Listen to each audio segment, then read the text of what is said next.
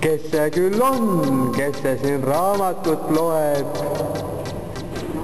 Ei tea, kes ma olen, kes olen mina?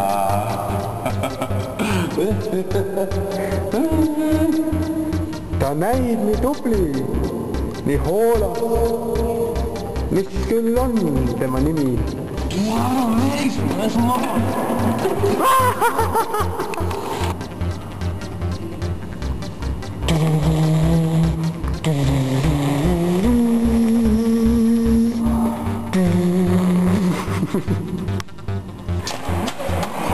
Mida sa müüd?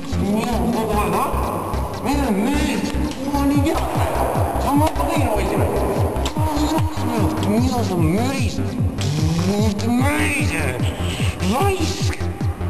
Mõtlesin, et ma müün. Vot, ära enam müün. Ja nüüd oleme siia tulnud. Mis siin küll toimub? Kes see loeb ometi seda žurnaali? Kes sa oled? Kes sa oled? Tõtta ma küll seda, kes sa oled? Noh, see on Veldre. Räägi meile Veldre nüüd. Räägi meile oma tõsisest elus. Riik vajab juhtimist. Või riik on mõõtnud kukkule. Kas uus juht? Praegu mis toimub läbi saab, oleks kuulma maa. Ja siin on meil uus toimkond. Tutvustan. Päevnik rääme siin. Kui sa kõvemini räägid, siis läheb et juttu lindile ka. Päevnik rääme siin. Tahab puhata, väsinud. Väga meeldib, rõõm tutvuda. Hea tööd, hea magada. Hea töö. Päevnik reaalsi. Tere, reamees Tiito. Mida sa siin istud? Kas sul ei ole midagi teha? Sind ootasid. Aitäh. Nüüd sa tulid. Ma olen väga meelistatud.